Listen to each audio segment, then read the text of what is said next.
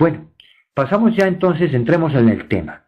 La primera diapositiva que nos va a mostrar nuestro hermano Alejandro. He querido titularlo más que todo desde este modo: Halloween, la muerte o la vida, con un contraste, la belleza de la santidad. Tenemos que entrar precisamente a mirar qué es lo que es auténtico en esta fiesta, en esta realidad. O celebramos una fiesta de muertos o celebramos una fiesta de los vivos. Yo preguntaría a ustedes antes de iniciar, y me lo responden por el tablerito, si yo les digo a ustedes, ¿qué dirías tú si yo te dijera que a mí me gusta Halloween? Pregunta escandalosa. Te vuelvo a hacer la pregunta. ¿Qué dirías si yo te dijera que me gusta Halloween? Respóndame, a ver, en un minuto. Tienen derecho a mandarme a la hoguera si quieren. Pueden hacerlo.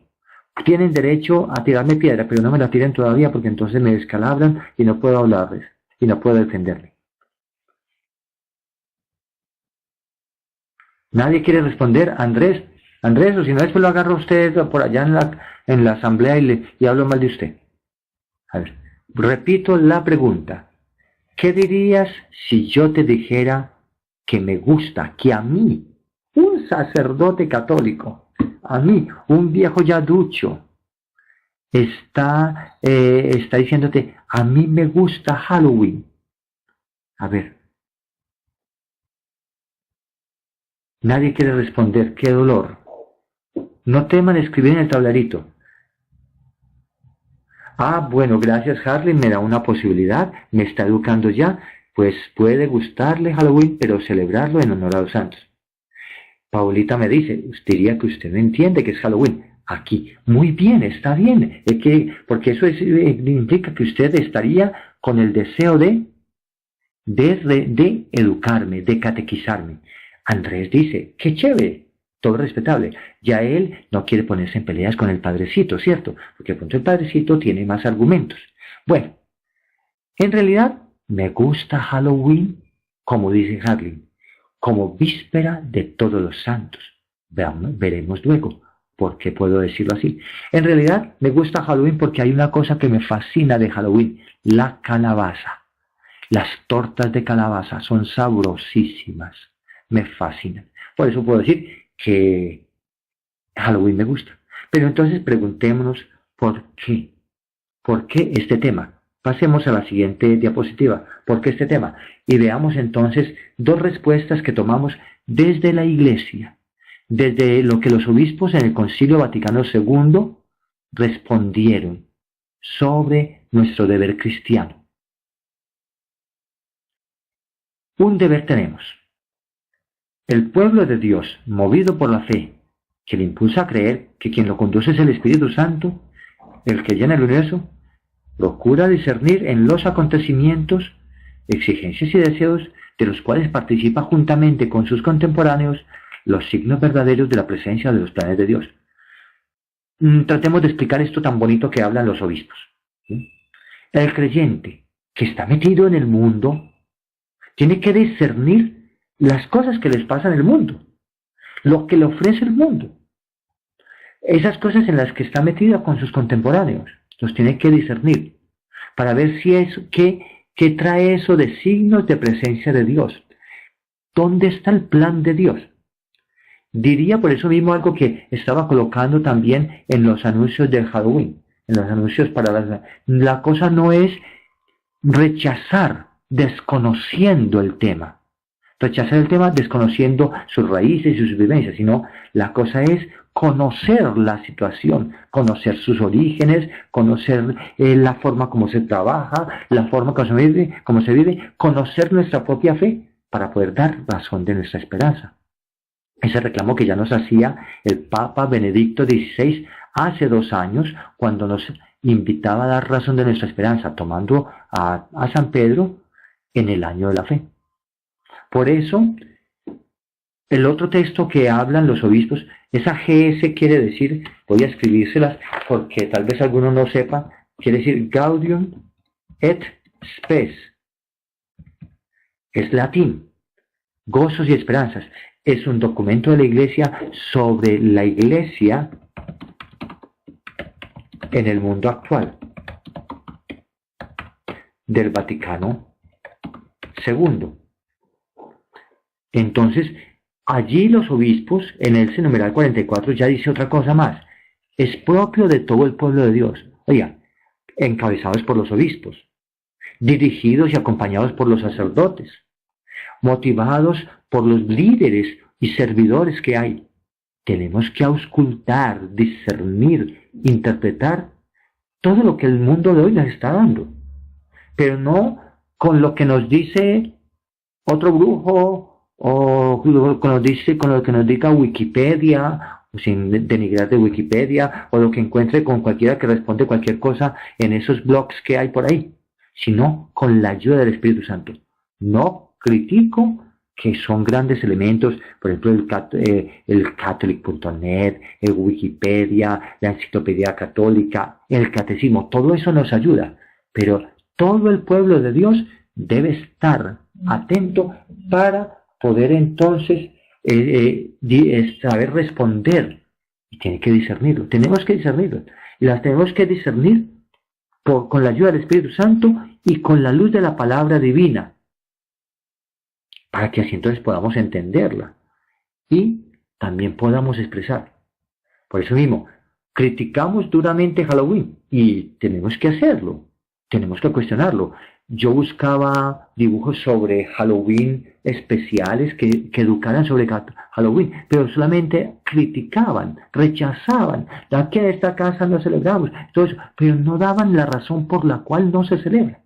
Por eso, todo el pueblo de Dios, encabezados por sus obispos, por el Papa, y los dirigentes y los líderes como ustedes, que son líderes de Renovación Católica, tienen el santo deber de discernir e interpretar y de investigar.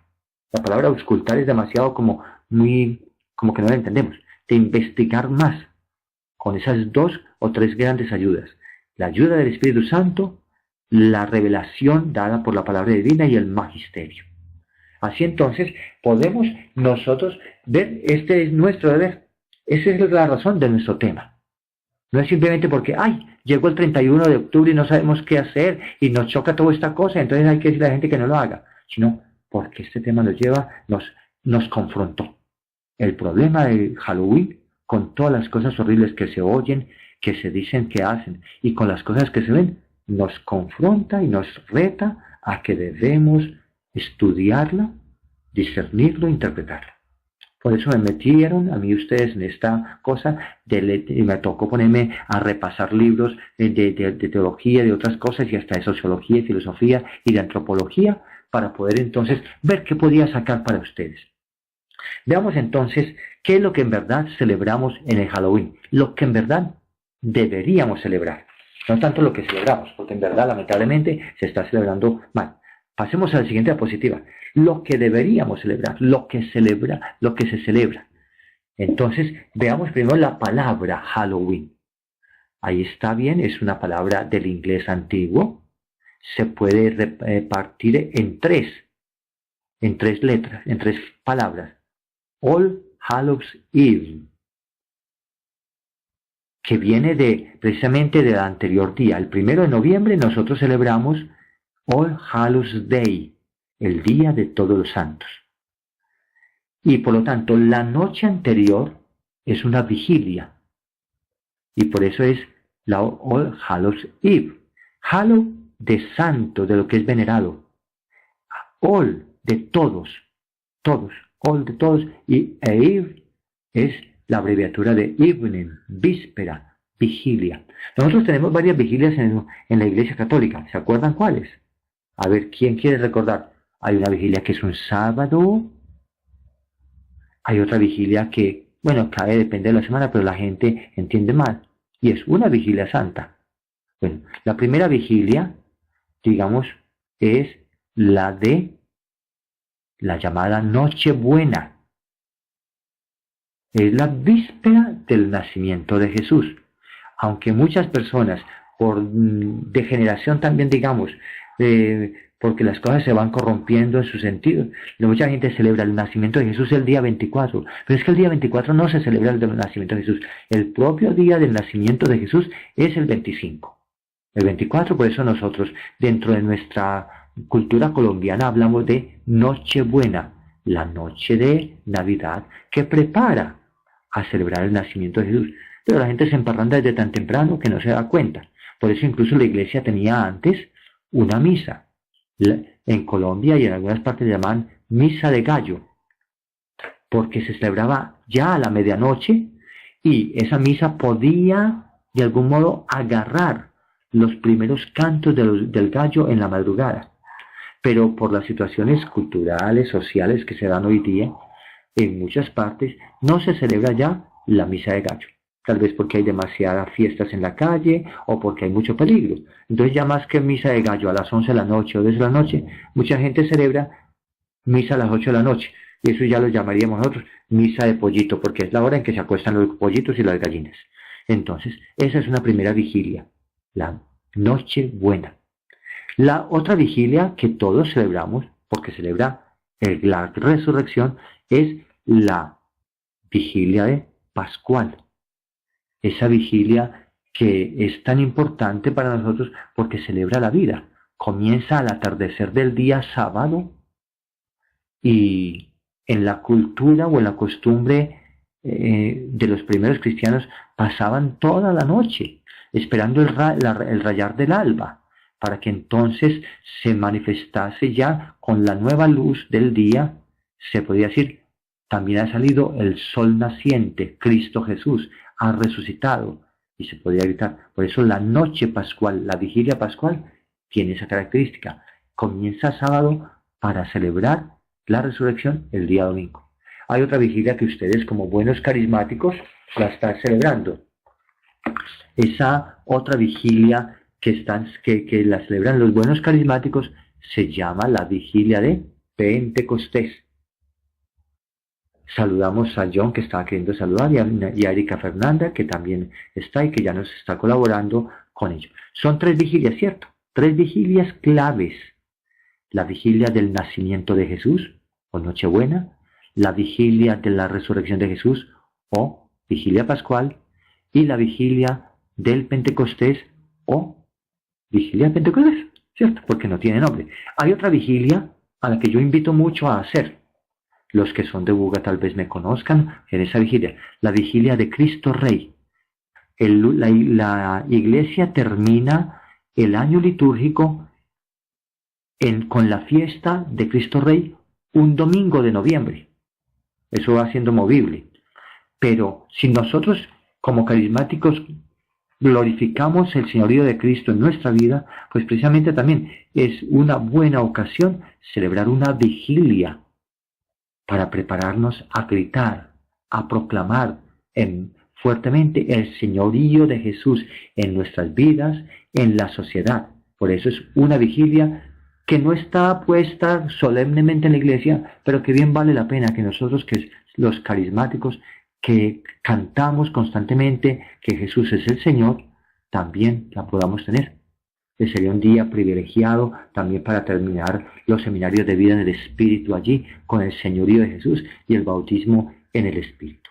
Recordemos entonces qué es lo que verdaderamente se debe celebrar. La víspera de Todos los Santos. Una palabra, Halloween, que viene del inglés antiguo, que venía del inglés que decía All Hallows Eve, que luego se contrae en Halloween, lamentablemente. Vamos a ver entonces los orígenes de esta fiesta, para poder darle, digamos, un sentido de nuestra pertenencia. Lamentablemente leía yo un documento de unos hermanos separados que buscan todo lo que sea criticable de la iglesia, y entonces decían, Halloween es un invento de la iglesia. Y eso es falso. La iglesia no inventó Halloween. La iglesia inventó, si se puede decir así, la fiesta de Todos los Santos y la vigilia de Todos los Santos. Veamos cómo comenzó eso. Pasemos a la siguiente diapositiva. Primero que todo, vamos a ver que tiene unas raíces muy bonitas. Hay raíces de toda la iglesia. Los irlandeses van a poner su parte, los ingleses también, los franceses también, los romanos también. o italianos. Pero nos tenemos que ir a la historia de la iglesia. Nos recordemos cómo en el año pasado estuvimos viendo la historia de la iglesia, el tiempo de las persecuciones. Fueron muchas las persecuciones. Los cristianos tenían una alta veneración por aquellos hermanos que habían sabido dar razón de su esperanza en la arena del circo romano o en otras partes. Y entonces veneraban a la memoria de esos hombres y mujeres que fueron valientes y entregaron su vida por el Evangelio, entregaron su vida por el Señor. Hasta que llegó en el año 300 un nuevo emperador, Diocleciano. Esta fue la persecución más bárbara de todas.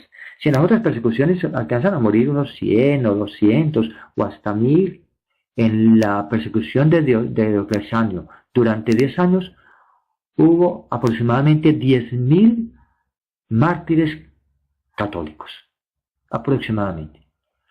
Y si los hermanitos cristianos de esa época ya enterraban los muertitos, veneraban a sus muertos, ya no alcanzaban a venerar nada. Pues imagínense, si cada día o cada semana había comezón de cristianos en el circo romano, si matazón permanente, entonces por eso mismo entre ellos fueron organizando para ellos una fiesta común que pudiera recordarlos a todos. Y la iglesia que estaba en el sector de Siria, al norte de Jerusalén, y cercanos a la Turquía de hoy, entonces dedican una fiesta para recordar a todos los mártires. Entre ellos, lo recordamos. Luego, podemos pasar a la siguiente diapositiva, con la, digamos, conversión del señor Constantino. Ya se acuerdan ustedes quién era Constantino, ¿no? El hijo de la señora Helena, emperador de Roma, y Constantino tiene una experiencia muy especial del Señor. Recordemos, aunque no se había convertido todavía, su madre ya sí se había convertido, pero este hombre no. Pero en una de esas peleas o batallas que tenía en el firmamento, vio una cruz y oyó una voz que decía: con esta cruz vencerás. Pues eso lo colocó como parte de sus estandartes romanos y ganaron aquella batalla, y él se hizo precisamente emperador de Roma. Como agradecimiento, él aceptó a la iglesia el edicto de Constantino. Valga la pena recordar esto porque también hermanos separados dicen que la iglesia católica la fundó un emperador, y eso es muy falso. Lo que hizo el emperador Constantino fue aceptar la iglesia y dejaron de hacer persecuciones. Esto fue un beneficio para la iglesia. Trajo que la iglesia pudo comenzar a crecer, a dar su doctrina, a enseñarla. Salieron grandes momentos doctrinales. Recordemos cómo en el 400 se proclama la maternidad divina de María, ¿vale? Y otras cosas por el estilo. Pero viene en el año 608, es consagrado como obispo de Roma alguien que es de esa región, y él tomó el nombre de Bonifacio IV. Ahí vemos que murió en el año 615. Y el emperador del momento entonces le regala el Panteón, esa imagen que ustedes están viendo ahí. Era un templo, los romanos tenían templos para todas las divinidades que tenían.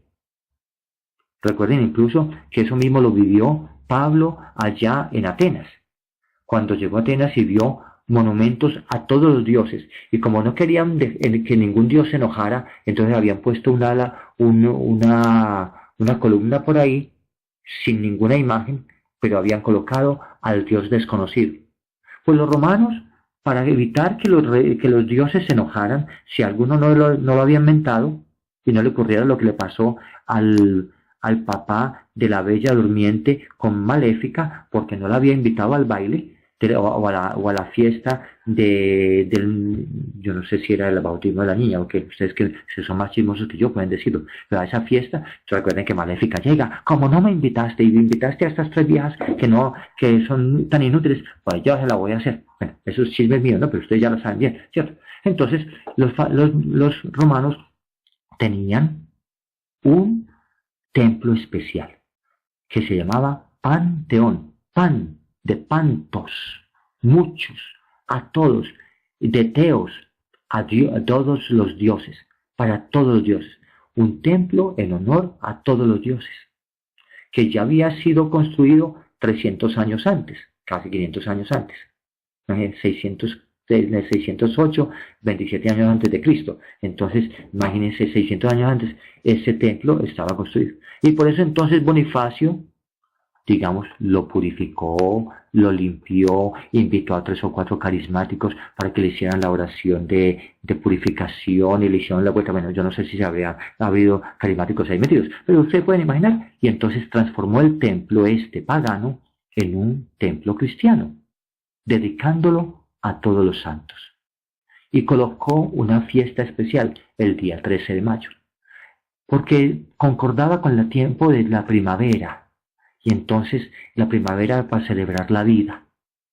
Y al celebrar los santos se reconocía la vida. Pero entonces veamos cómo va evolucionando la cosa. Todavía seguimos más. Luego, después de eso, va a venir otro papa. Pasamos a la siguiente diapositiva. El Papa Gregorio. El Papa Gregorio entonces ya va a celebrar la fiesta de otro modo, en el año 741, 100 años después, 140 años después.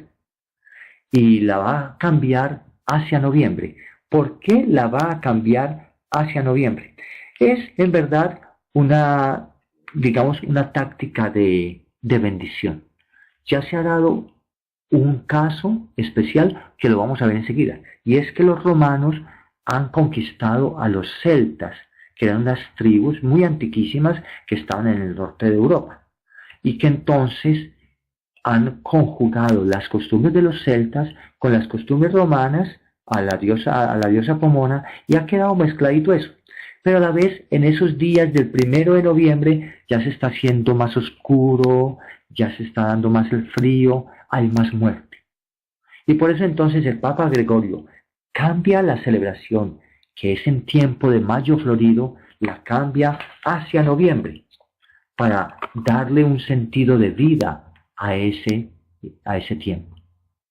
Un poco más tarde, otros 100 años después, otro papa con nombre de Gregorio se ordena que se celebre esta fiesta. El Papa Gregorio III también había instituido una capilla especial allá en la Basílica de San Pedro, no la que tenemos ahora, bella, magnífica. Había otra Basílica de San Pedro que fue derrumbada en un terremoto o algo así, en los años 600 más o menos. Pero entonces el Papa Gregorio coloca la capilla en el Vaticano, y allí entonces la dedica también a todos los santos. Y Gregorio IV entonces no se contenta solamente con haber dedicado con esta capilla dedicada a todos los santos, sino que también entonces le hace una fiesta especial para todos los santos el día 31, el 1 de noviembre. Es decir, y instituye la vigilia de la fiesta.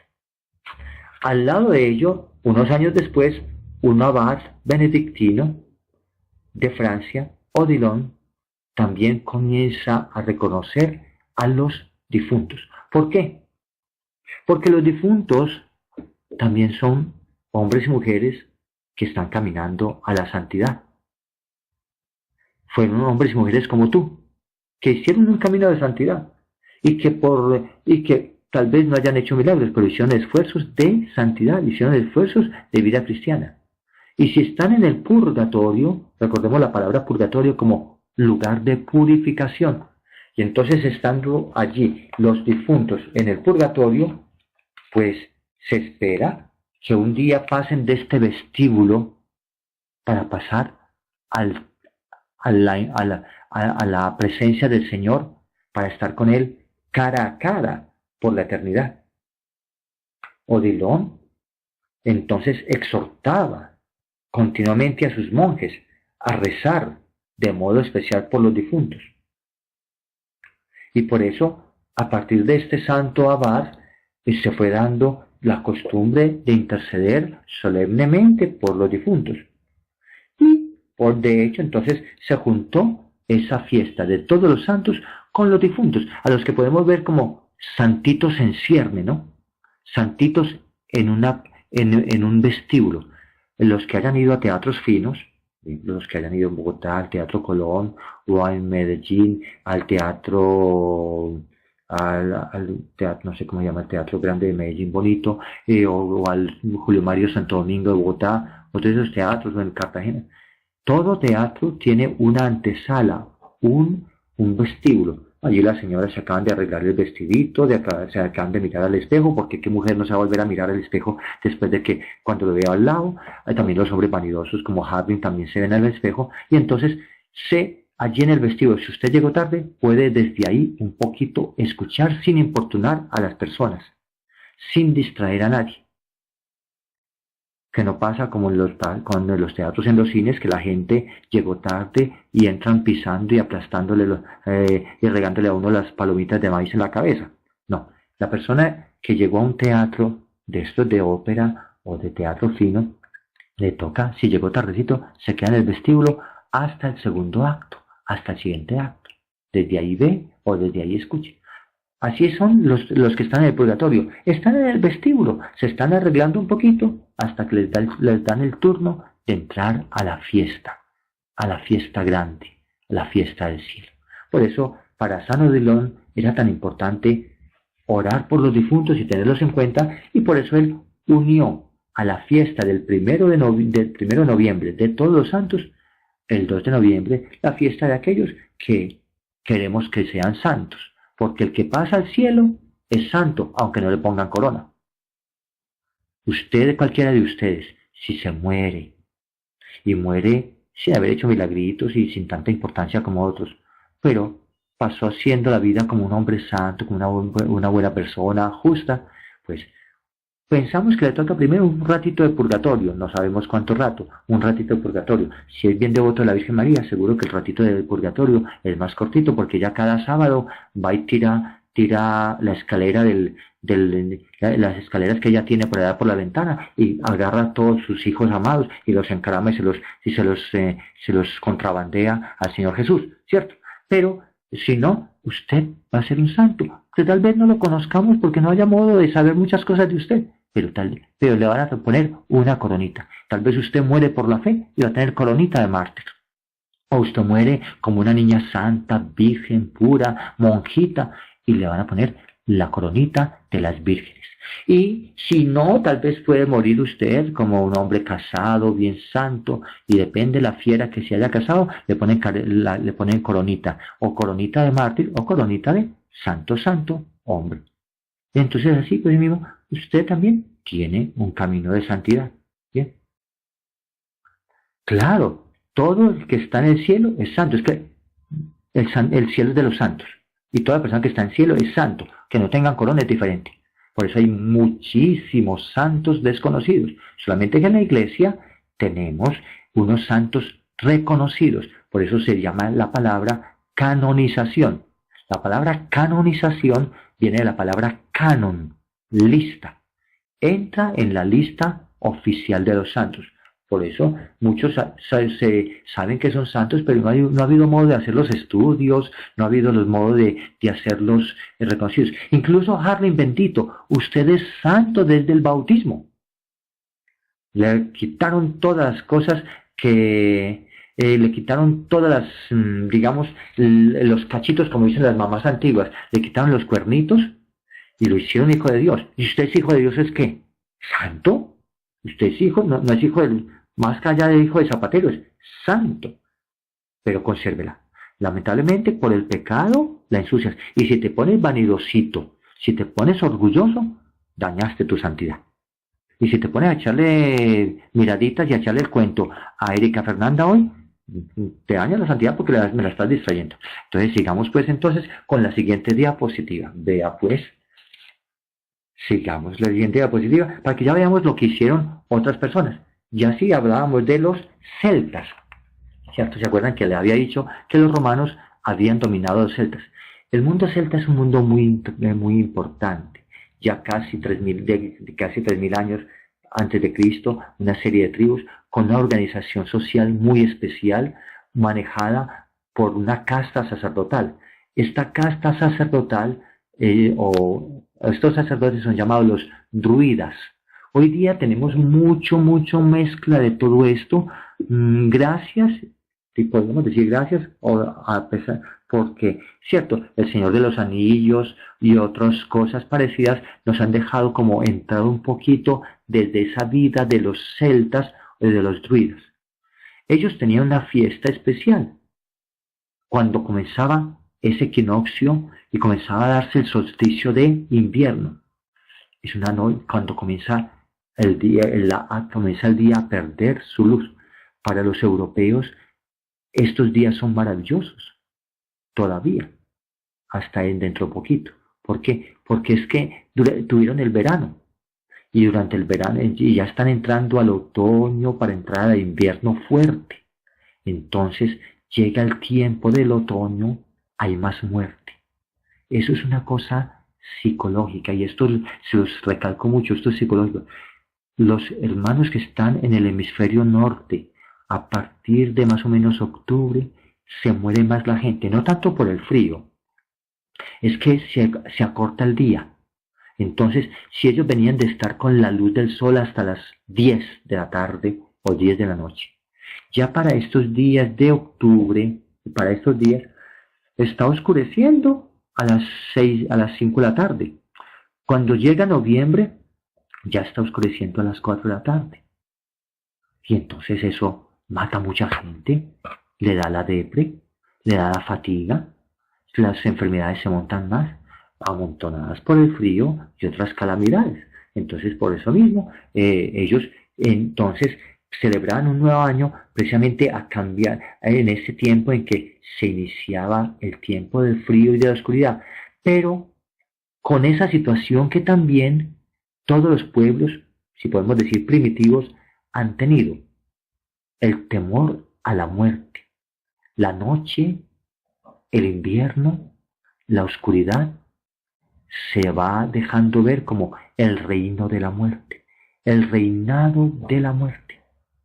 Y por eso entonces ellos que eran también paganos, que tenían varios dioses, tenían entre ellos un dios al que llamaban Samán, que era dios de la muerte. Y decían que en esa noche larga, en la primera noche larga, la noche más pesada, entonces Samán salía a recorrer el mundo, a recoger los muertos. Tenga muy en cuenta esto, porque es importantísimo en la formación del Halloween, la mentalidad del ser humano, la cultura de la muerte, la impresión que produce la muerte en el ser humano. Más luego veremos un poquito sobre ello y haremos un medio estudio de una pequeña película o de una gran película que les invitaría que después ustedes la puedan ver y se la gocen. Para los colombianos hay una novela costumbrista que podríamos decir tiene que ver mucho con esta película, después lo vemos. Entonces era lo que hacían los celtas. Pasemos a la siguiente diapositiva y veamos entonces algunas de sus costumbres o las fiestas que tenían. Entonces, en esta fiesta, como les decía, fiesta del sol, al finalizar el verano, se les acaba el verano.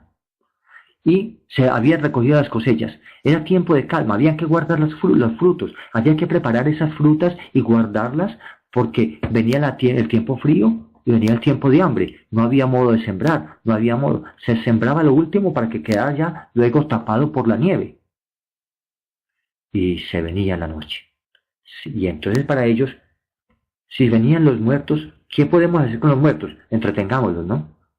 Y se hacía entonces una pequeña fiesta para dejarles comida, para dejarles dulces. Y se prendía una velita para indicarles el camino hacia la luz. Si ustedes al leer esto pueden recordar, tal vez los invitaría que algún día, los que vayan a Bogotá, vayan al cementerio central, allá en la 26, abajo de la Caracas. Bien, cementerio central. Y podrán ver que incluso nuestra gente, como que tienen esas raíces indígenas, tienen una especial forma de culto a los muertos, donde entonces van y le dejan arrocito regadito o comiditas. Nosotros en otras partes no le dejamos sino flores como culto a los muertos, pero usualmente le prendemos una vela, no porque lo estemos rezando y pidiéndole al muerto algo, sino también la vela como ese sentido de te estamos ayudando en el camino a llegar. Es lindo porque nos hace recordar a Caronte. Recuerden, Caronte. Tal vez lo voy a escribir, ¿no? La palabra Caronte porque... Y como tenemos a Erika Fernanda, que es rapidísima, seguro que ella vaya a buscar en San Google, en Wikipedia, ¿quién es Caronte? Caronte es el que lleva la barca de los muertos. Recoge los muertos en la orilla para llevarlos a esa isla del Hades, donde van a quedar. Y así precisamente en eso se convierte la mentalidad del pueblo. El pueblo está, como Caronte, guiando o ayudándole al muerto a que vaya a los mundos. En aquella fiesta entonces de los druidas y de los celtas se le daba al muerto ese momento, ese especial.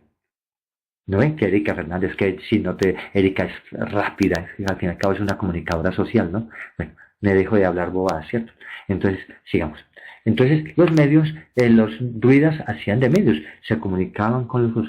No hice alusión también a lo que hacen los mexicanos, el Día de los Muertos, que es la fiesta de las calaveras y todo eso. Ahorita vamos a hacer una pequeña alusión a los mexicanos, que son más cercanos a nosotros.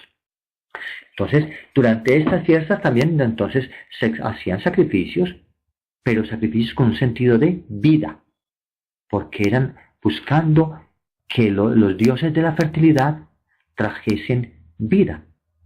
Había un dios, incluso el dios Dagda tenía un problemita. Algunos hasta se burlaban del pobre dios porque decían que era muy tranquilote, muy amable, muy tierno, como medio tontón. Muy diferente a Samaín, que era un dios, Samán, que era un dios fuerte, duro, porque traía la muerte. Ese temor de la muerte. Entonces, los druidas tenían todo eso. Eso queda mezclado en la historia del pueblo y cuando llegan los romanos van a juntar dos fiestas. Pasamos a la siguiente diapositiva. Los romanos, que con el César Augusto, veían a los celtas como un pueblo verdaderamente bruto y entonces están constantemente buscando atacarlos. Valga la pena, tal vez algunos de ustedes pueden recordar un grupo celta muy simpático en caricaturas. Tal vez algunos lo hayan leído, otros no porque ustedes se quedaron con las caricaturas de Superman y del Hombre Araña. Pero unos hombres que eran galos de la parte norte de Francia, que pelean constantemente contra los romanos y que tienen una pócima especial. ¿Recuerdan ese hombre? Es uno gordito y uno delgado y uno pequeñito. El gordito que se hace muy fuerte y golpea a todo el mundo, pero es generoso siempre. No estoy hablando de Olafo el Amargado. Bueno, ahí les dejo la historia. Incluso si ustedes de Medellín pueden buscar en el Colombiano del domingo, creo, pasado, que hicieron alusión a que esta caricatura o esta tira cómica cumple 50 y pico de años de haber nacido. La historia de los galos peleando contra los romanos. Es genial esa historia constante de ellos. Entonces, y todos terminan en Rix, Porteris, Sanderis y demás cosas. No son los pitufos, por favor. No vayan a meterme los pitufos aquí porque ya no dañan. Entonces, volvamos. Los romanos entonces conquistan los territorios persas y como ellos también tienen una diosa de la fertilidad llamada Pomona, una diosa que da frutos, Pomona, por eso ahí en Bogotá había una tienda llamada Pomona, porque era una tienda Axteris. Muy bien, Arlen, vea que sí, tenemos gente que son pilosos para estas cosas. Entonces, sí. Entonces, los romanos combinan la fiesta de Chamán de los celtas con la fiesta de Pomona. Y des en cuenta entonces cómo se va a mezclar también esta fiesta con lo que el Papa Gregorio III y luego el Papa Gregorio IV montan como la fiesta de todos los santos, donde entonces ya la gran cosecha no vamos a buscar darle culto a los dioses para que nos den muchas frutas, sino que le damos culto a Dios porque ha recibido el mayor de los frutos, el fruto de los mártires. ¿Recuerdan lo que decía Tertuliano? Ya Fernanda va a escribir lo que decía Tertuliano: sangre de mártires, semilla de cristianos. Y recordemos cómo esta fiesta nace recordando la sangre de los mártires, esos 10.000 mártires sacrificados en tiempos de Diocleciano en los años 303 al 313, como habíamos visto. Eso fue lo que llevó a Tertuliano a decir. Tertuliano, escríbalo, niña, para que ellos sepan quién fue el que lo escribió. Tertuliano: sangre de mártires, semilla de cristianos. Nosotros entonces no celebramos una fiesta de cosecha de comida, sino una fiesta de la cosecha de Dios. Podríamos decir, hay dos fiestas de cosecha. ¿Y a quién me puede decir cuáles son las dos fiestas de cosecha que celebramos en la iglesia? A ver, si usted es carismático, me tiene que saber la otra fiesta de cosecha. Ya les dije esta fiesta de cosecha, y usted me tiene que decir la otra fiesta de cosecha, porque usted es muy carismático. No me digan que tengo que contar hasta 50 para que la recuerden. ¿Cuento hasta 50? ¿Quién me va a decir? Y al decirle 50, usted, eso, Yomaira, por Dios, Yomaira está iluminada. Sí, ya podemos volver a nombrar para que sirva otros 4 años en la Iglesia Católica Carismática de Colombia. Está bien. Pentecostés, fiesta de cosecha, la gran cosecha de la Iglesia, relacionada con la fiesta de cosecha de los judíos. Muy bien. Entonces, hemos visto ya los orígenes de esta vivencia. Pasamos a la siguiente diapositiva, porque el tiempo es corto, y vamos entonces a ver qué, después de haber visto estos orígenes, cómo se degenera la cosa. Lamentablemente, ay Dios mío, yo con mi nacionalidad gringa, me da vergüenza cuando tengo que hablar de esto. Pasamos a la siguiente diapositiva. Así entonces se va celebrando esta fiesta, ya sabemos cómo la fueron viviendo los celtas. Sabemos, pasó una cosa especial. Los romanos no lograron dominar a los celtas del todo. Y los celtas guardaron sus costumbres. De un modo especialísimo lo guardaron en la parte norte de Europa y en una isla, la Bretaña, la isla Gran Bretaña, donde al ladito está Irlanda. Los celtas irlandeses, que fueron luego catequizados, evangelizados por un santo, que celebramos su fiesta el 17 de marzo. Ahí les dejo para que busquen a ver cuál fue el santo que celebramos el 17 de marzo, que evangelizó a los celtas y a los irlandeses allá en ese sector. Fernanda ya está buscando quién fue el santo que tiene un trébol en la mano. Les doy la pista ahí, ¿cierto? 17 de marzo. Ese santo, que fue un obispo también y sufrió mucho por toda esa evangelización, logra catequizarlos. Pero ellos quedaron con la mezcla de sus San Patricio. Muy bien San Patricio, no de que seremos hoy gente muy pilas, muy pilosa hoy. Entonces logra catequizarlos, logra evangelizarlos, pero como todos los pueblos siguen conservando sus pequeñas costumbres, como pasa con los colombianos evangelizados o los africanos evangelizados, se quedan con costumbres, y ahí están esas mezclas mágicas que tenemos nosotros tan bárbaras. Esas mezclas donde juntamos tan fácilmente los muertos con los vivos en las cosas de Dios. Y entonces, así quedaron también los irlandeses, y por eso cuando los irlandeses pasan a Estados Unidos, ¿se acuerdan que también ya habíamos visto otra fiesta por ahí que tiene que ver con irlandeses, ver que pasan a Estados Unidos y llevan una imagen por allá, lo más de rara, de un viejito gordo y mechudo, pero que era un santo especial que se celebra el 6 de diciembre. ¿Se acuerdan? Un santo especial que celebran el 6 de diciembre, que se transformó, su nombre también se transformó, mal transformado, como se ocurre usualmente cuando se van cambiando los idiomas, ¿cierto? Se van, a ver, Marlon, jefe, Nicolás, muy bien, le ganó John. Eso es, entonces, que recuerden que ahí sale la palabra Sant Nicolás, Sant Claus. Ya habíamos visto eso, ¿cierto? Santa Claus. Y la palabra Noel quiere decir Navidad en francés. Entonces es Père Noël, Papá Noel, Papá Navidad. Pero en el inglés viniendo del holandés Claus, Santa Claus, San Nicolás, y viniendo del inglés de Irlanda, se va a combinar como Santa Claus. Y es otra fiesta tergiversada y dañada. Y por eso mismo les digo, para dolor mío como gringo que soy, me da vergüenza de decirles, pero los gringos lo que no se tragan lo dañan, ¿cierto? Y entonces ahí quedó, que no me diga Mr. Bush porque me tira una bomba, o que no me diga Obama porque no me deja volver a entrar. Pero muchos de los gringos lo que no dañan en verdad se lo comen todo entero.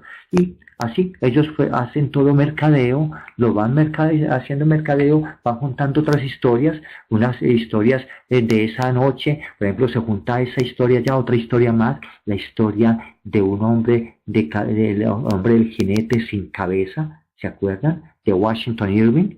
Entonces se va a juntar esa historia. Las familias no tenían televisión, no tenían internet para ponerse los niños a chatear, los niños no tenían teléfonos inteligentes para ponerse a whatsappear como ustedes whatsappean. Entonces los papás contaban historias de terror, historias de espantos en esas noches largas.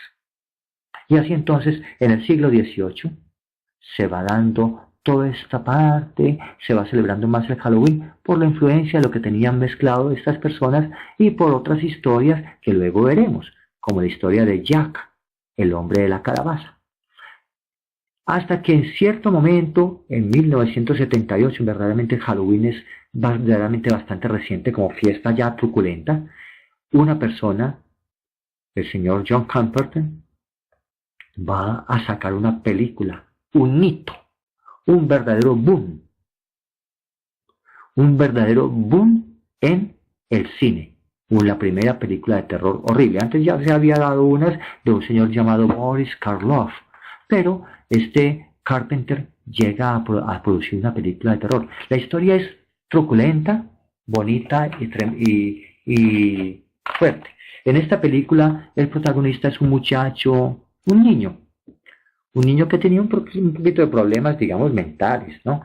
Con ciertos problemas mentales. Pero este chiquillo, en la noche del Halloween, se disfraza, su hermanita se disfraza, y él jugandito, mata a su hermana.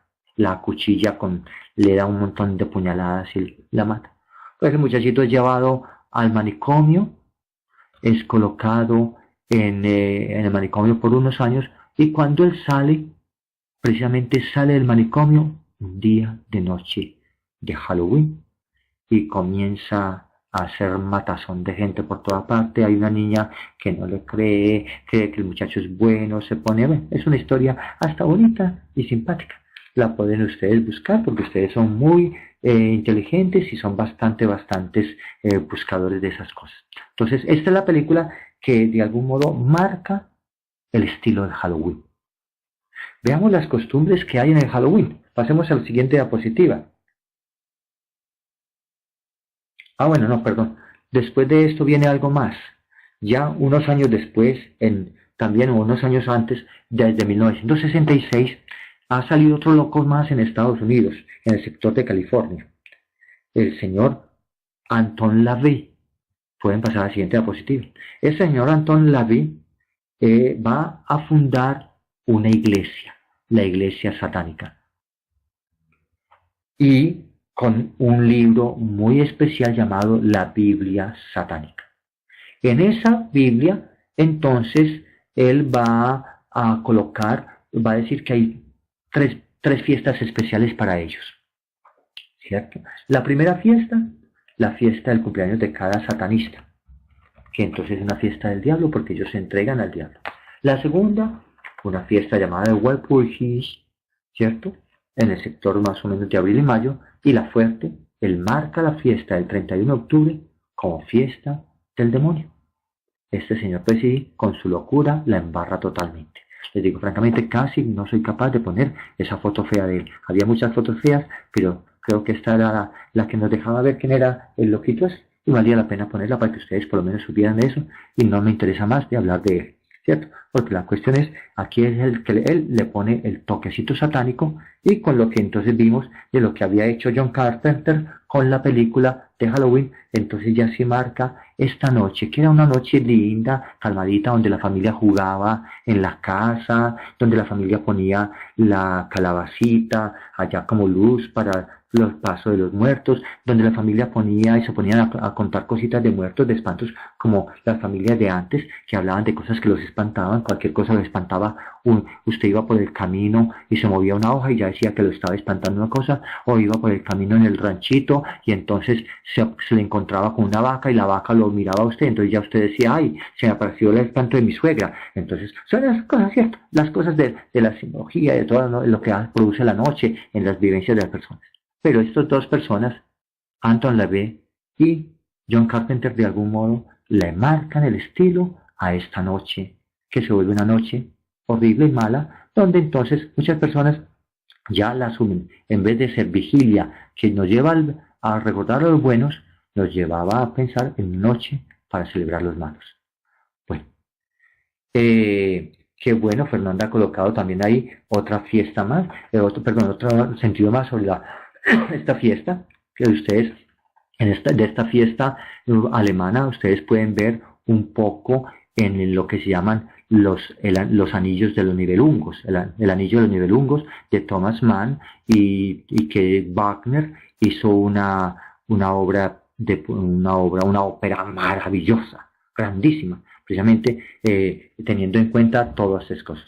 Bueno, ya podemos entonces dejar esta parte y veamos las costumbres del Halloween para que las entendamos en sus raíces, las costumbres del Halloween. Veamos primero el disfraz.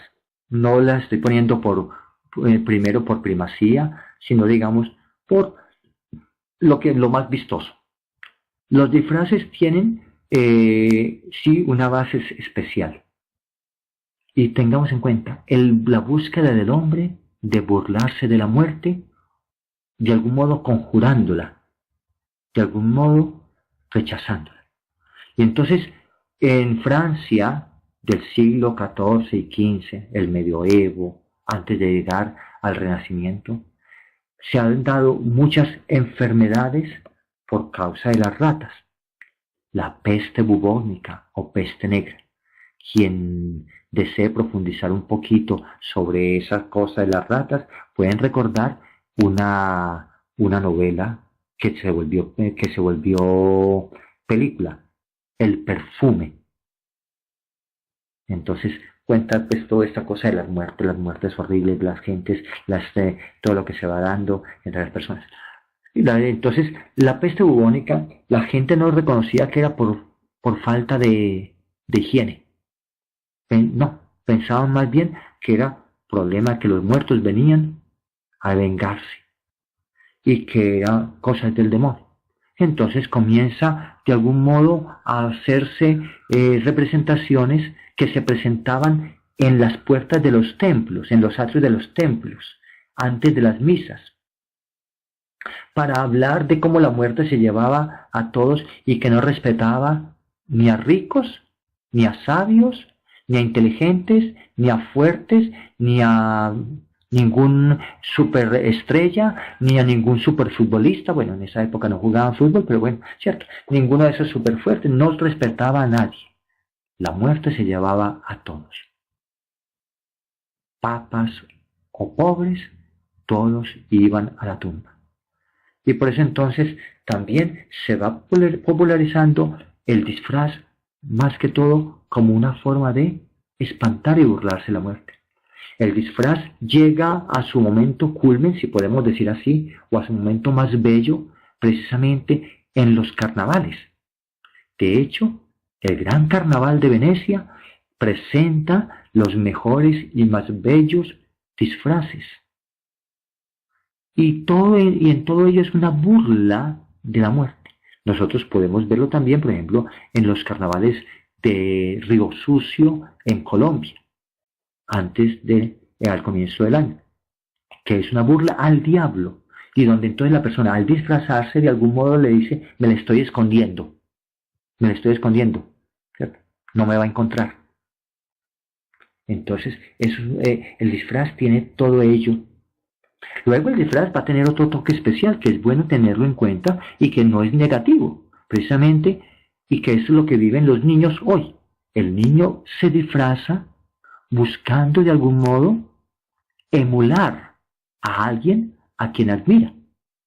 Los niños cuando están chiquillos, ¿a quién primero van a querer emular? O a su papá o a su mamá. Y ustedes por eso mismo se dan cuenta que el primer disfraz de los niños es, de las niñas, los tacones de la mamá. El vestido o la cartera de la mamá. El primer disfraz de una niña es ¿qué? El pintalabios de la mamá. Y el primer disfraz del niño es el saco del papá, el terno del papá. Y si es posible el sombrero y la corbata del papá. Porque quiere ser como el papá. Entonces, en ese sentido, el disfraz tiene un sentido bonito también. Es, de algún modo, emular algo que yo admiro. Por eso hoy un niño va a querer disfrazarse tal vez del personaje el muñequito Buzz, del Toy Story, ¿cierto? O se va a querer disfrazar del Hombre Araña. O se van a querer disfrazar de Barbie, porque las niñas porque admiran a la Barbie como por su estilo y sus cosas. Entonces, el disfraz tiene ese toque, digamos, ingenuo de admiración por algo. Dos formas del disfraz: para burlarse de la muerte, del Satanás, del diablo, de aquello que espanta, o para emular aquello que admiramos. Pasemos y veamos luego un personaje del Halloween que no lo conocemos mucho en nuestra Colombia, pero sí conocemos el distintivo de él, la calabaza. Las calabazas. Hay unas historias simpáticas irlandesas. Había un campesino muy bandido que le hacía tretas, que le hizo algunas tretas al demonio. Hay dos historias muy simpáticas sobre este campesino llamado Jack. Un nombre sencillo, un nombre común y corriente, Jack. Llámelo usted Santiago, James, Jack, ¿cierto? Y entonces, por ejemplo, como era tan bandido Jack, una vez lo estaban persiguiendo los aldeanos por algo que se había robado y se encontró con el diablo. Y entonces el diablo le dijo: ya es la hora tuya, te toca, es el día. Pero Jack, muy bandido, le dijo: bueno, permítame una cosa. Mire, vienen los campesinos a castigarme. Hagamos una cosa. Usted me lleva. Pero eso sí, si usted es capaz de convertirse en cualquier cosa, conviértase en una moneda. Y yo le pago a ellos los bienes que he robado con esa moneda, con usted. Y si la moneda, como usted es el diablo y después se puede transformar en diablo, si la moneda desaparece, ¿qué va a pasar? Entonces los aldeanos se van a echar la culpa entre ellos, peleándose por quién es el que se la ha robado. Y entonces usted se va a poder llevar más gente. Y el diablo entonces, muy piloso, dijo: claro, aquí está la cosa. Y el diablo accedió a la propuesta que le hizo Jack. Se convirtió en moneda. Pero el bandido de Jack ahí mismo dijo: sí, y lo metió en su saco. Y para que el diablo no se le saliera del saco, de la bolsita, de la cartera, entonces le metió una cruz, que también él había robado. Y ahí entonces el diablo encerrado en un bolso, y con la cruz metida ahí, la cruz le privó al diablo de sus poderes. Y así entonces Jack atrapó al diablo. Pero como la vida de Jack había sido tan pecaminosa, tan horrible, ¿qué pasó? No lo recibieron ni en el cielo ni en el infierno, como él tenía. No lo recibieron en el cielo ni en el infierno. Y entonces, ¿qué pasó? El diablo, como le había prometido que no se llevaría su alma, este hombre quedó vagando. Y como Jack no tenía dónde llegar, dónde ir, y como ya no tenía más luz, entonces el diablo le arrojó una brasa, burlándose de él. Una brasa que nunca dejaría de arder. porque era una brasa sacada del infierno. Y Jack agarró una fruta que traía y le metió la brasa ahí dentrico. Y con eso comenzó a vagar eternamente y sin rumbo por todo el mundo, buscando ese lugar donde descansar. Y allí entonces viene la linterna, Jack el de la linterna, o Jack O'Lantern, y de ahí viene la costumbre de hacer las calabazas. Al llegar a Estados Unidos, el vegetal con el que se utiliza, que es un vegetal grande, entonces se hace un hueco y se le mete ahí una velita, colocada en la puerta de la casa o en la ventana de la casa. ¿Recuerdan lo que hacían los celtas? ¿Se acuerdan? Los celtas colocaban en las puertitas de sus casas o de las ventanas de sus casas una velita o un farolito para que los muertos pudiesen saber por dónde iban, hacia dónde iban. Así entonces ya en Estados Unidos ya se instituye la calabaza. Y como la calabaza es fácil de trabajar, con un cuchillo se hace un huequito en la parte de arriba, se le saca la carnita, la partecita sabrosa para hacer la torta, y lo otro entonces se puede muy fácilmente hacer unas imágenes o hacer unas figuras.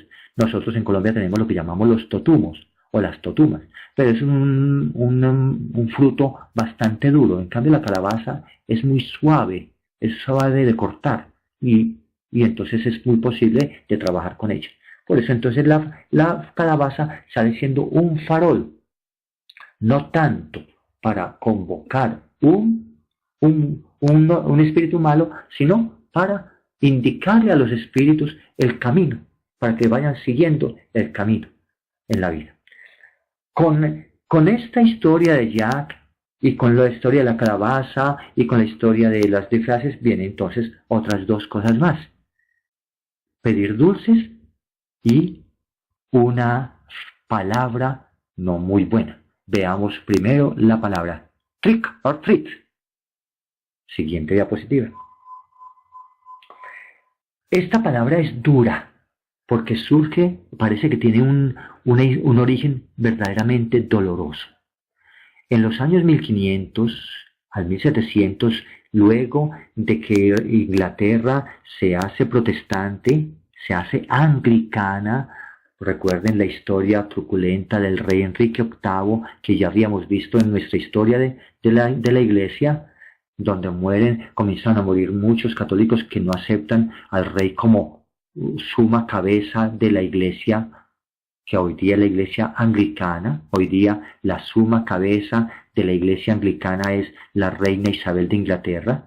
Lo único que hace el segundo a bordo es el obispo de Canterbury, que es el que maneja la iglesia, pero de todos modos la jefa, la cabeza es la señora Isabel de Inglaterra, sin demeritar sus valores, esta mujer de hierro maravillosa que en verdad supo llevar a Inglaterra durante estos 80 años casi, una mujer valiente. Entonces, volviendo a eso, se dio que se comenzaron a hacer muchas persecuciones. Durante la existencia del rey Jaime en el año 1605, pues los católicos de Inglaterra planearon una cosa especial, el llamado complot de la pólvora, y iban a colocar unos carros llenos de pólvora alrededor del Parlamento inglés, allí en Londres, lo cual iba a hacer que entonces reventar el Parlamento, matar a todos esos señores del Parlamento y matar al rey. Pero el que lo estaba cuidando fue pillado el 5 de noviembre de 1605, el día de Guy Fawkes. Fue capturado y fue colgado. Y eso trajo una celebración especial para los ingleses, que la montaron como una fiesta donde iban a las casas de los católicos y los amedrentaban, exigiéndoles cerveza y pasteles. Y por eso les decían, bueno, o quiere un daño o tratamos. ¿Quiere sufrir o quiere que la pasen bien? Denos pasteles, denos cerveza y no les hacemos daño a su casa. Trick or treat. Una treta, una maña, un daño o tratemos.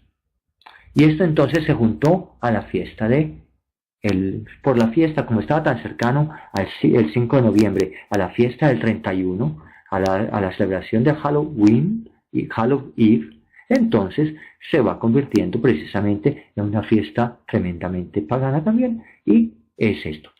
¿Qué nos queda de esto? Yo quisiera que paráramos un instante en esto para pensar una cosa. Incluso cuando un niño llega a una casa hablando de eso, trick or treat, está amenazando. Más aún, está queriendo asustar. Y yo no puedo premiar a un niño porque me está asustando, porque me está amenazando. Entonces, en ese sentido, es una mala cosa ofrecer cosas, regalos, porque es premiar, recompensar una amenaza. Que el niño llega y cante algo, como por ejemplo en la Navidad organizan en Estados Unidos y en algunas partes coros maravillosos de niños que van de casa en casa cantando villancicos, canciones de Navidad y reciben regalos para los niños pobres. Eso es muy diferente a una amenaza que la persona hace, y si usted a mí no me da, entonces yo le hago un daño. Ya sabemos el origen y ya sabemos la tergiversación o la corrupción de la cosa. Con el trick or treat, entonces viene la pedida para los ingleses en ese momento, cerveza y pasteles. Para los niños, dulces. Veamos cómo también surgió la costumbre de pedir dulces. Siguiente diapositiva. La costumbre de pedir dulces es muy sencillita, ¿no? En sí, en verdad, recordemos, pues desde ya el siglo IX, para esa fiesta los cristianos, para la fiesta de todos los difuntos, los cristianos hacían algo muy simpático, el pastel de almas. En los portugueses, ya unos siglos después, lo llamaban el pan de Dios, el pan por Dios, que lo celebraban para el 1 de noviembre. ¿Qué querían hacer con ese pan? Simplemente era recibir en nombre de un muerto ese pan y lloraba por ese muerto. Era como un pequeño cambalache, ¿no? Deme un pan para los pobres y yo, por usted, hago una oración por ese muerto. Entonces se rezaba por los parientes muertos. Ese pan incluso en Portugal se llevaba a la iglesia, se bendecía allí y luego de la misa de los difuntos se iba y se llevaba a los pobres. Tenía un sentido de solidaridad. El pedir dulces, el pedir el pan con pasas o el pan de Dios. Lamentablemente, entonces, es otra cosa que también se ha corrompido. En vez de, el niño se vuelve egoísta y traga y goloso y se vuelve y se enferma. El sentido auténtico es: pido para dar a otros. Pido para que otros tengan consuelo. Pido para que otros tengan paz. ¿No les recuerda esto a ustedes algo que el Señor enseña muy lindo en el Evangelio de San Lucas?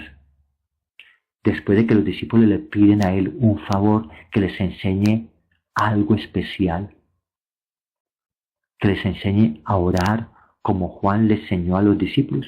¿Y alguien está recordando cuál texto, cuál capítulo es? Bueno, si no ha recordado, el capítulo 11 de San Lucas. Y cuando Jesús enseña el Padre Nuestro. Pero después de Jesús enseñar el Padre Nuestro, Erika, no se me duerma, apunte, Lucas capítulo 11, la enseñanza del Padre Nuestro. Y entonces, después de enseñar el Padre Nuestro, Jesús enseña una parábola. ¿Se acuerdan qué parábola es? Fue un hombre que sale de su casa donde su amigo para pedirle y decirle: dame pan porque me llegó un amigo y no tengo nada que darle. Y Jesús dice: si éste no se levanta para darle la comida porque es su amigo, por lo menos porque es inoportuno, se va a levantar para darle todo lo que quiera. Y por eso después Jesús va a decir: pidan, busquen, llamen, porque al que pide se le da, el que busca encuentra, y al que llama se le abrirá. ¿Se acuerdan entonces de esa parábola? Pues ese debería ser el auténtico sentido del pedir dulces.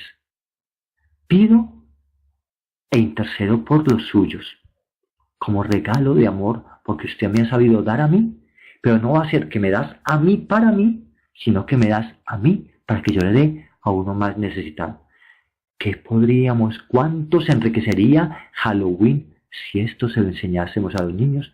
Porque en realidad lo que estamos es fomentando un montón de niños maleducados, un montón de muchachitos desordenados, un montón de muchachitos egoístas que solamente piden para ellos y un montón de muchachitos golosos, traguetas y con dolor de estómago y otras cosas parecidas después de eso. Entonces, miren lo lindo de la costumbre de pedir dulces y la tergiversación que va teniendo lamentablemente en esta nuestra sociedad. Podemos pasar a dos últimas costumbres que son ya, podríamos decir, más modernas, aunque bueno, una es muy antigua porque tiene que ver con también una vez más, con los celtas.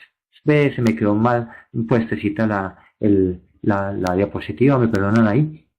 Yo investigo, pero para hacer estas cosas soy medio malito en verdad. Escribo y a veces no me quedan bien. Bueno, veamos las decoraciones. Miren que las decoraciones que hoy día se ponen tienen que ver también con el reino de la muerte, excepto los gatitos. Los gatitos no tienen la culpa, ¿cierto? Entonces, pero estas son las últimas adiciones que se han puesto y precisamente a finales del siglo XIX, 1800 y pico, se comenzaron a editar un cierto tipo de tarjetas de Halloween. Y allí entonces comienzan a recordar a aquellas mujeres y hechiceros que tenían un encuentro con lo oculto.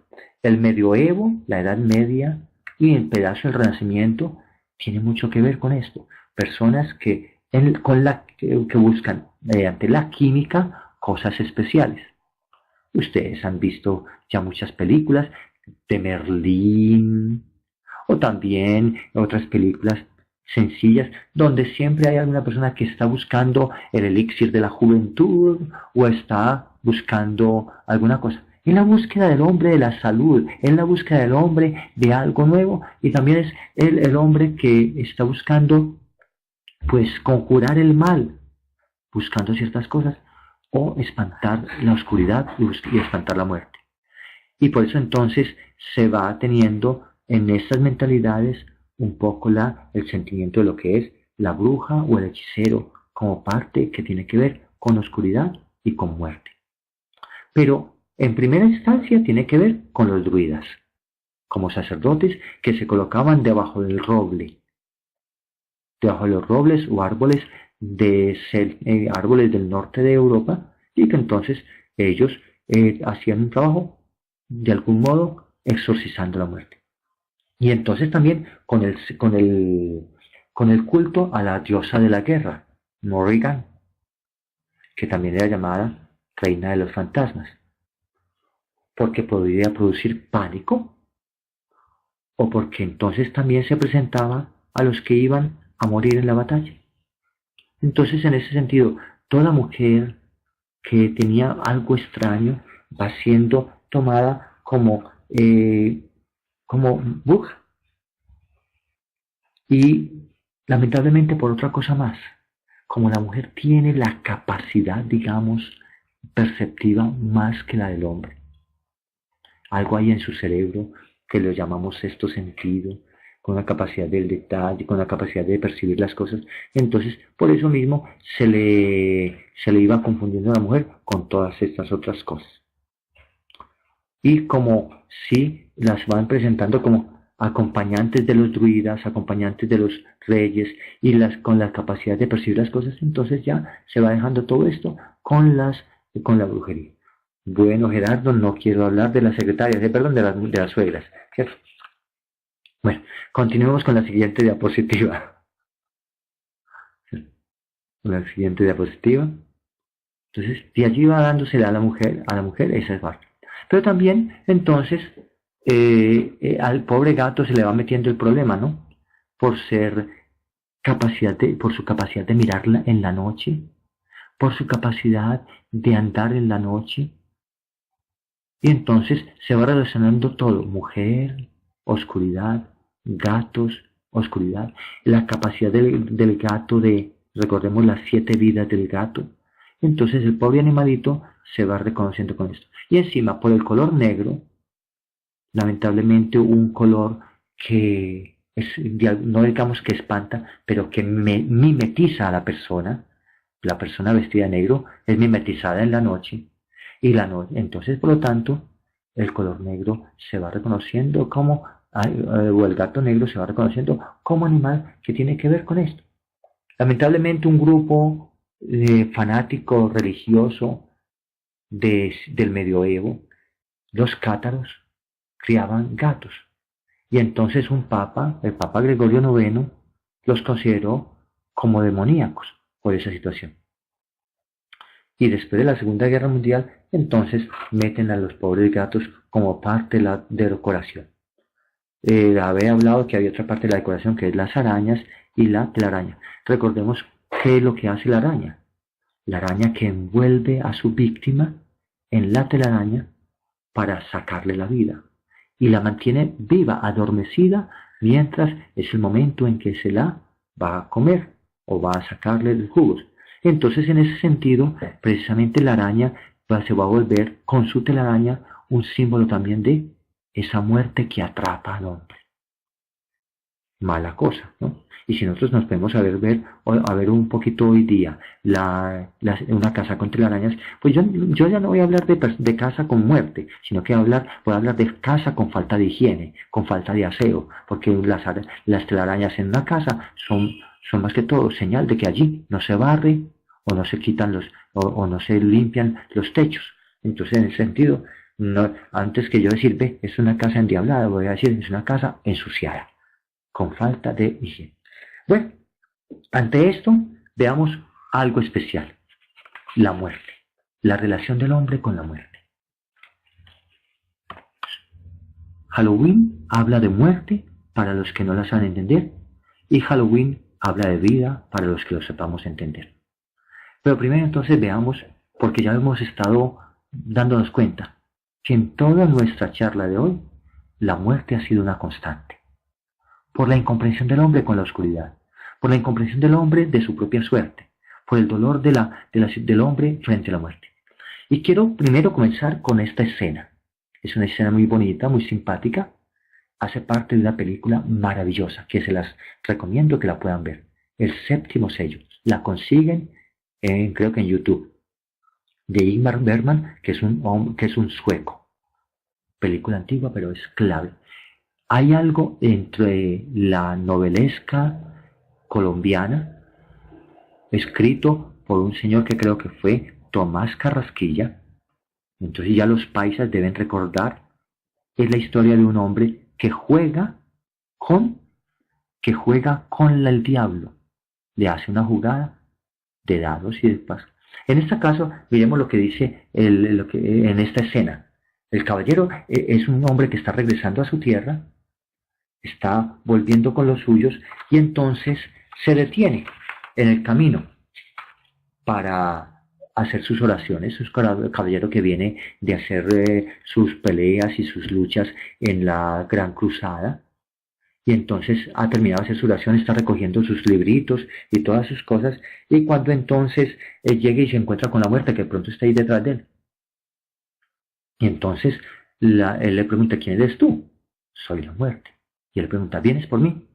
Y ella le dice muy sencillamente, no, yo siempre he estado con usted, yo siempre he caminado contigo, yo siempre he caminado contigo. Y entonces él dice, bueno, entonces, ¿estás preparado?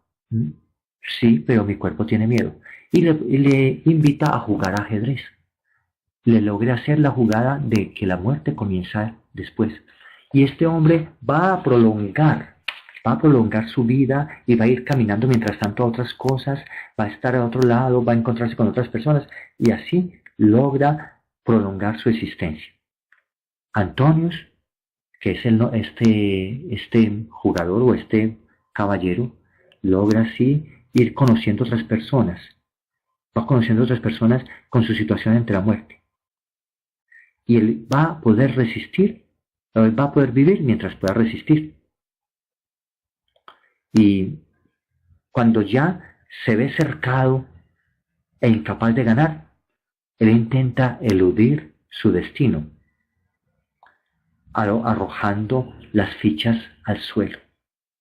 Pero la muerte le recuerda No, es el momento, la posición está, tuya estaba aquí, ya es el momento.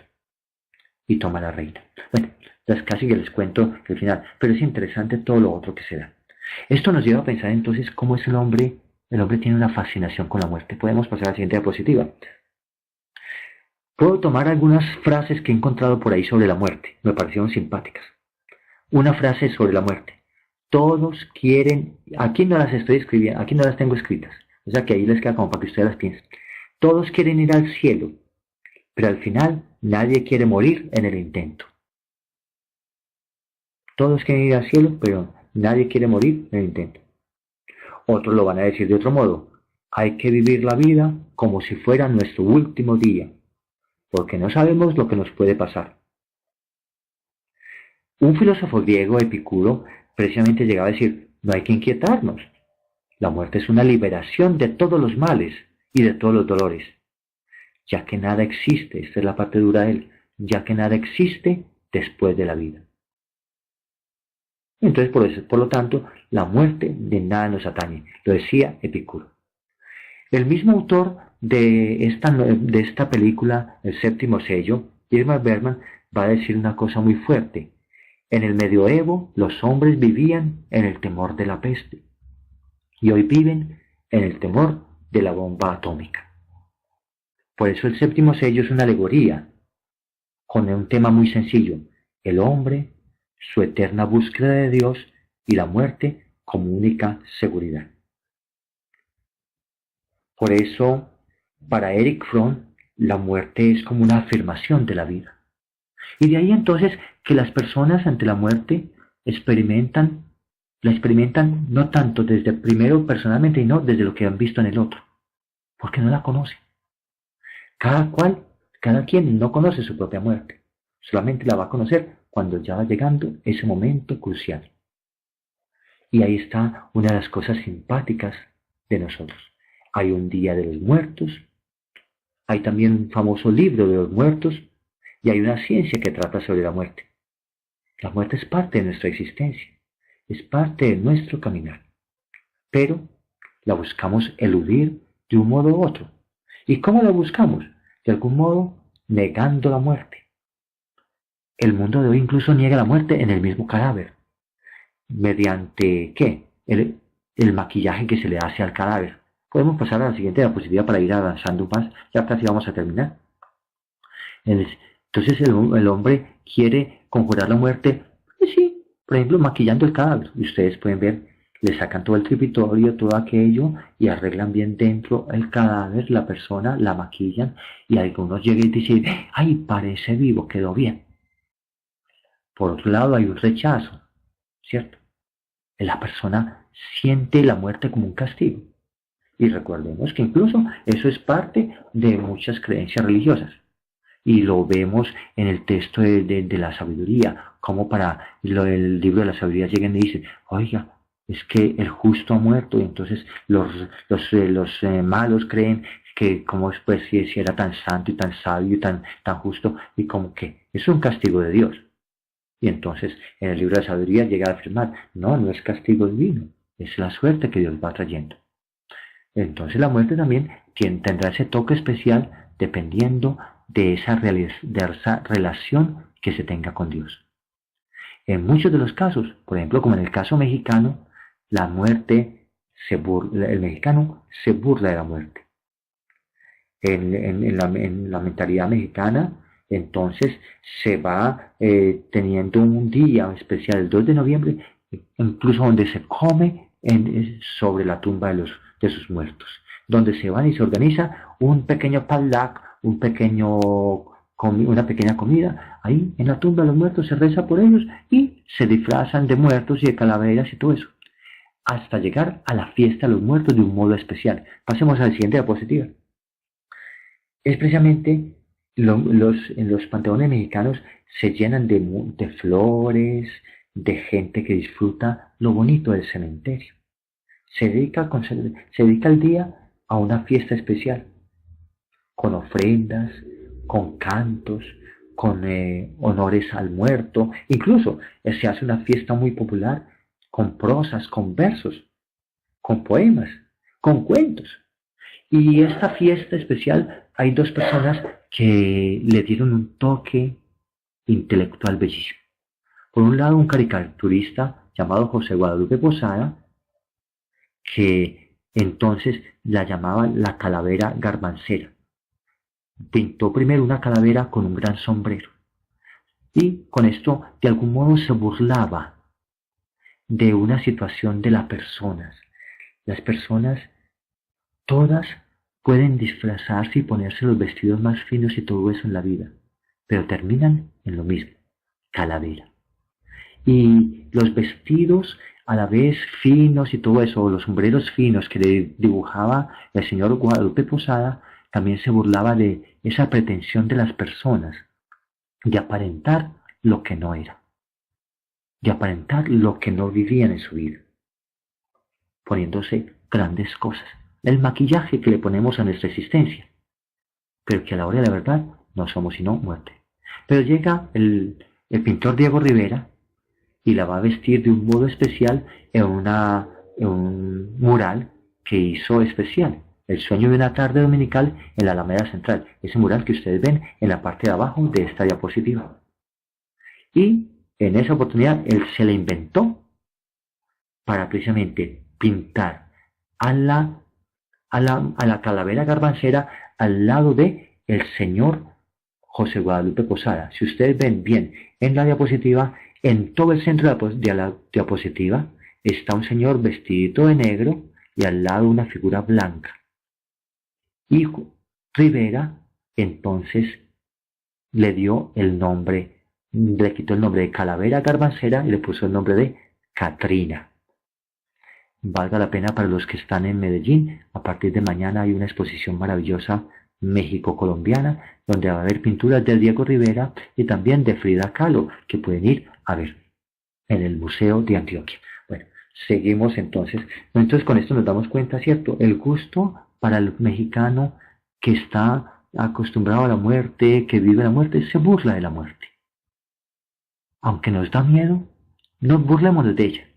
Esto es parte de la mente no popular. La exposición Paulita es en el Museo de Antioquia en Medellín, Colombia. Museo de Antioquia. A partir de mañana. Dura creo que casi 2 meses la exposición. Bueno, entonces, y con esto vamos viendo entonces ya nosotros como cristianos, nosotros como católicos, ¿qué vamos a celebrar entonces?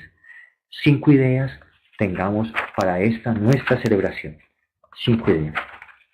La primera, si somos personas de cultura, tenemos que discernir.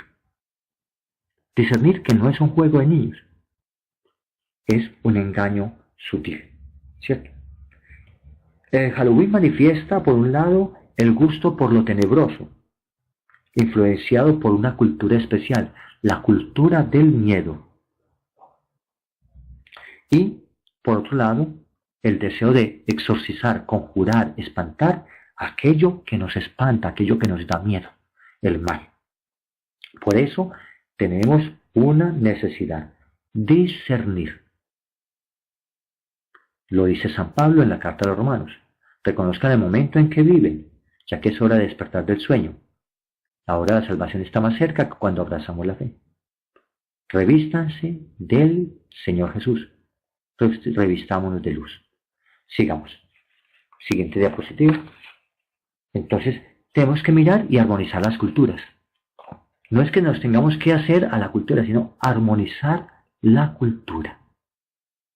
Darle la luz a la cultura. Para que la cultura sirva para el bien de la comunidad. Para que la cultura sirva para perfeccionar.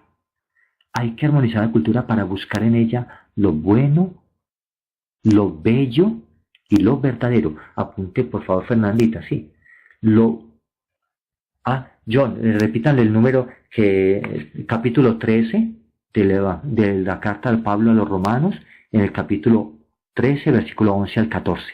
Necesidad de discernir. Para John García, que estaba preguntando. Y en ese sentido de armonizar la cultura, tenemos que buscar de ella lo bueno, lo bello y lo verdadero, para que así entonces también lo que está siendo anómalo sea purificado. Más que criticarla, rechazarla, juzgarla, Debemos mirar eso. Esto es otro texto más. Recuerden que al comienzo les decía que esa GS quiere decir Gaudium et Spes, gozos y esperanzas. El documento de los obispos en el Concilio Vaticano II sobre la Iglesia en el mundo actual. Gaudium et Spes. Podemos pasar a la siguiente diapositiva. ¿Qué otra cosa tenemos que hacer? Estamos en un año en que el Papa nos ha invitado a la alegría. Tenemos que celebrar con auténtica alegría. Y hago énfasis en lo que el Papa nos escribió en la Evangelii Gaudium, en el numeral 4, pero que era del Papa Pablo VI. La sociedad tecnológica ha logrado multiplicar las ocasiones de placer, pero encuentra muy difícil engendrar la alegría. Y esto lo vemos con el Halloween. Da ocasiones de placer, pero no da auténtica alegría. Nosotros sabemos y creemos que la verdadera y auténtica alegría se bebe desde una fuente que es Cristo. Como nos dice el Papa, con Cristo siempre nace y renace la alegría. Y Dios es el que nos ha anticipado ya la alegría en Jesús. Dios es el que nos ha mostrado la alegría. Y el hombre encuentra la alegría, la verdadera alegría, que se llama felicidad, en la santidad que tenga. Y es lo que celebramos el 1 de noviembre. La santidad, la perfecta alegría. Porque es la santidad, la viven en el cielo. ¿Y en el cielo hay tristeza? No. ¿En el cielo hay lágrimas? No. ¿En el cielo hay injusticia? No. ¿En el cielo hay hambre? No. Recordemos las parábolas, las bienaventuranzas de Jesús. Dichosos los que lloran, dichosos los que tienen hambre, dichosos los que sufren, porque de ellos es el reino de los cielos, como lo enseña él en el Evangelio de San Lucas, o como lo enseña en Mateo capítulo 5. Pasamos entonces. Celebramos es la auténtica alegría, a buscar lo que es auténtica alegría y no lo que la sociedad nos está pintando de alegría, que es falseada, que fatiga, que daña, que enferma. Un tercer criterio, nosotros como cristianos, siguiente diapositiva, nosotros como cristianos celebramos el reino de la muerte, el reino de la vida, no de la muerte. Juan Pablo II nos decía, Dios no quiere la enfermedad, Dios no ha creado el mal y la muerte. Pero ellos entraron al mundo. La muerte entró al mundo por el pecado. Pero por eso mismo Dios, en su gran misericordia, ha siempre atendido a sanar al hombre, a liberarlo del pecado y de la muerte. Es lo que nos dice Pablo en la carta a los Efesios. Dios rico en misericordia, estando muertos por nuestros delitos o por nuestro pecado, nos vivificó en Cristo. Y entonces tenemos que ponerlo muy claro en este día. Precisamente, nosotros celebramos Halloween como una bendición de Dios en cuanto que Dios atrae al hombre hacia Él por el amor, mientras que Satanás atrae hacia Él por el miedo. Y por eso nosotros no celebramos lo que produce miedo, sino lo que produce amor, o lo que produce alegría. Y aunque nosotros seamos pecadores, Cristo murió por nosotros y nos da vida. Celebramos vida, no celebramos muerte. Porque nosotros estamos hechos para el reino de los cielos. Una siguiente, la culmen, digamos, la propia, es que esto tiene base en Cristo Jesús, porque Cristo ha vencido a la muerte. El creyente cristiano no celebra la muerte o no le celebra la muerte con miedo a la muerte. El creyente cristiano celebra que Cristo ha vencido la muerte. Siguiente diapositiva, Alejandro. El creyente cristiano celebra la vida, porque Cristo ha vencido la muerte. Es que Jesús es el único liberador. Y lo proclamamos en la confesión de fe, en el credo, cuando decimos que bajó a los enfermos, derrotó al demonio y fue a liberar a los que estaban esperando el día de la liberación. En Cristo somos regenerados. Jesús nos da la vida.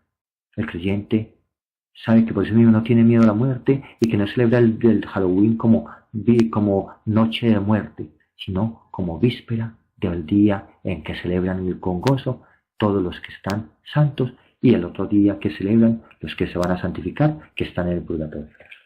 Y por último, entonces, por lo tanto, ¿por qué celebramos el Halloween?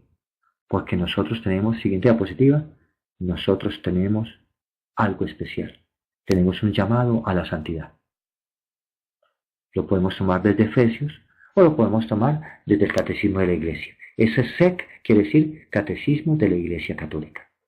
Todos los fieles cristianos de cualquier estado o condición son llamados a la plenitud de la vida cristiana y a la perfección de la caridad. Todos. Ustedes, muchachos. Ustedes, muchachas, aunque seas tú, María, aunque ya María que estás en la Patagonia, o tú, Gerardo, que estás allá en la parte sur de México, o tú, Paulita, en Buga, o cualquiera de todos nosotros, curas o no curas, lo que sea, todos llamados a la santidad. Esa es la plenitud de nuestra vida. Seamos perfectos, como nuestro Padre Celestial es perfecto. ¿Se acuerdan de aquella frase del Papa Juan Pablo II en la Nuevo Milenio Neunte? Yo creo que la he dado, ¿no? Bueno, pasémosla a ver, pasémosla de diapositiva. El Papa Juan Pablo II en la Nuevo Milenio Neunte, cuando hablaba del nuevo milenio que se había llegado, nos decía que nosotros, desde el bautismo, somos llamados a la santidad. Somos llamados a esa santidad, al gozo de ser santos. Porque desde el bautismo comenzamos un camino a la santidad. Y por eso debemos celebrar como hijos de la luz, como hijos de la santidad. Me gustó este dibujito que le encontré a uno de ustedes, muchachos, donde él ponía más santos y menos espantos. Así es la forma de celebrar nosotros el Halloween. Ya tomamos la última diapositiva así para poder decir. Entonces recordemos que el Papa Juan Pablo II decía, no lo apunté ahí, si el bautismo es una verdadera entrada en la santidad de Dios por medio de la inserción en Cristo y la inhabitación de su Espíritu, sería un contrasentido contentarse con una vida mediocre, vivida según una ética minimalista y una religiosidad superficial. Si el bautismo es una verdadera entrada en la santidad de Dios, yo no puedo vivir mi vida mediocremente. Por eso cuando una persona se pregunta, ¿quiere ser bautizado? Es lo mismo que preguntarle, ¿quieres ser santo? Eso lo podemos apuntar. Si a ti te han preguntado, ¿quieres ser bautizado? Es lo mismo que haberte preguntado, ¿quieres ser santo? Y entonces la persona, cuando ha estado en el bautismo, ha comenzado un camino, el camino de la perfección, el camino de la santidad. Si te han preguntado, si quieres ser bautizado, es lo mismo que preguntarte, ¿quieres ser santo? Y desde ese instante comienzas un camino de la santidad. Bueno, con esto entonces ya tenemos que saber y reconocer que tenemos que desenmascarar todas las obras estériles de las tinieblas para vivir esta fiesta. Bueno, nos queda para pensar, ya que sé que Alejandro me va a regañar, padre, no dio tiempo para que los muchachos preguntaran. Bueno, yo ya les doy el tiempo para que ustedes respondan. ¿Es lícito a un católico participar en la fiesta de Halloween? ¿Es lícito? ¿Es bueno? ¿Es conveniente? ¿Qué pueden responder ustedes? Este texto de tenemos que desenmascarar todas las obras estériles de las tinieblas, como lo escribió esta niña, es de Efesios, en el capítulo 5, versículo 11. Efesios 5, 11. Apunta, Fernandita. Bueno, entonces ya nos quedan esas tres preguntas que yo les hago a ustedes, muchachos, ¿cierto? ¿Es lícito? Cuando hablamos de una cosa lícita es permisible, es bueno, es conveniente. Si Halloween en su origen no es una fiesta de paganos, ni tiene esa conexión satánica, ¿cómo podemos darle ese sentido bonito? ¿Cómo celebrarlo cristianamente, dándole el sentido auténtico? La tercera pregunta es muy parecida, ¿cierto? ¿Qué puedes proponer? La otra, ¿cómo lo celebro? Y la otra, ¿qué propones de hacer para devolverle ese sentido? No digan, pasar este documental a otros. Sí, les sirve, pero también hay que ver qué otras cosas pueden poner ustedes. Bueno, ya Erika ha sido capaz de escribir algo, es para vigilar, para permanecer en oración. ¿Alguien más que quiere escribir? Y así le dan muchas cosas a otros. Bueno, Gerardo está poniendo una queja, está acusando algo, está denunciando algo. Sí, hay muchos lugares donde eso. Yo le digo a las mamás muchas veces, no deje a su hijo ir a ese lugar, y dígale a los profesores, ustedes me están corrompiendo al muchachito. Es que en verdad esta fiesta se vuelve una corrupción de menores. Si a muchos personajes de la iglesia, curas, y los han tutelado y demandado como corruptores de menores, ¿a cuánta gente de la sociedad moderna hay que tutelar? Porque están corrompiendo a los menores, a los niños, desde un kindergarten.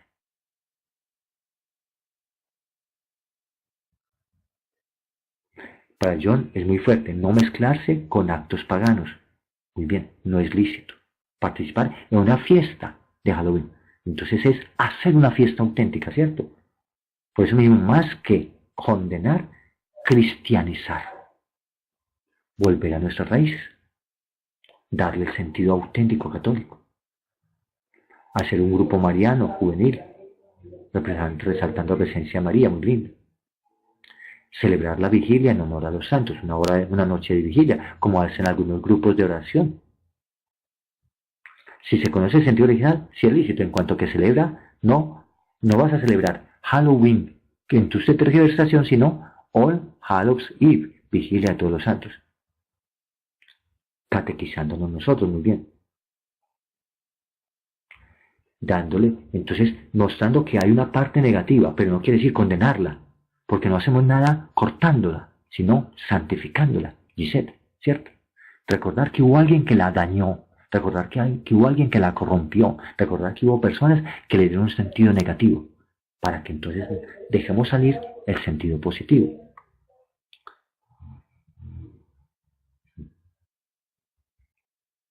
Sí, porque recordemos que si no nos volvemos una iglesia excluyente, una iglesia que condena, una iglesia que juzga, en vez de una iglesia que atrae y que limpia, que sana. Jesús a la samaritana no la condenó de una vez. Jesús a la mujer adúltera no la condenó, sino que el que está libre de pecado. Entonces limpia, purifica. Jesús, ¿qué hizo con el templo de Jerusalén?